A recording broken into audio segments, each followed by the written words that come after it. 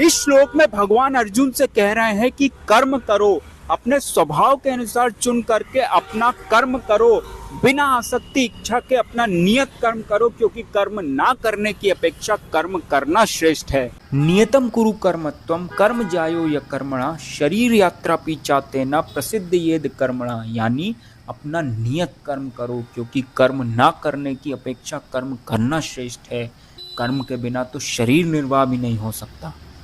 भगवान कहना चाह रहे हैं कि मनुष्य को कर्म करना चाहिए, क्योंकि एक तो जो हमारा असली स्वरूप है यानी आत्मा, उसका परम कर्तव्य, उसका परम धर्म, उसका स्वभाव है कर्म करना।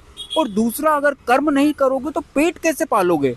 तो जो अपनी मन की गंदगी को दूर किए बिना, भगवान से प्रेम करे बिना, भगवान को अपना लक्ष्य बनाए बिना, सारे कर्म छोड़ छाड़ के, सब कुछ छोड़ छाड़ के, साधुओं के कपड़े पहन के, सन्यासी बनने का ढोंग करके पहाड़ों पे जा रहा है, ये बोल के कि भगवान को प्राप्त करने के लिए मैं वहां जा रहा हूं, तो भैया मैं आपको बता दूं कि आपको कुछ नहीं मिलने वाला। भगवान तो दूर की बात है, क्योंकि जिन भगवान को आपको प्राप्त करना है, आप उन्हीं की बात नहीं मान रहे हो। वो अर्जुन से कह रहा है कि भैया सब कुछ छोड़ छाड़ के पहाड़ों पे जाके मुझे याद करने की बजाय मेरे कहने पर मेरा नाम लेके मेरे लिए कर्म करो, ये युद्ध करो।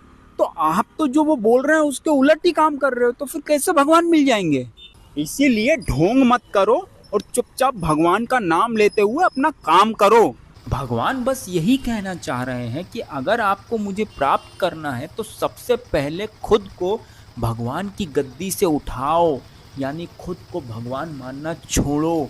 मेरे नियमों के अनुसार, मतलब शास्त्रों के अनुसार अपना जीवन जियो, ना कि खुद के बनाए अपने नियमों के अनुसार।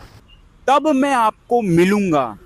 अगर आपका काम झाड़ू लगाने का है तो राधा राधा राधा राधा कहते हुए झाड़ू लगाओ, और जब झाड़ू लग जाए तो अपनी सारी मेहनत को भगवान के चरणों में समर्पित कर दो, यानी कि भगवान उस मेहनत का आपको जो भी फल दे, अच्छा या बुरा, उसे उनका प्रसाद समझकर स्वीकार कर लो, बिना ये कहे कि ये क्यों की क्यों।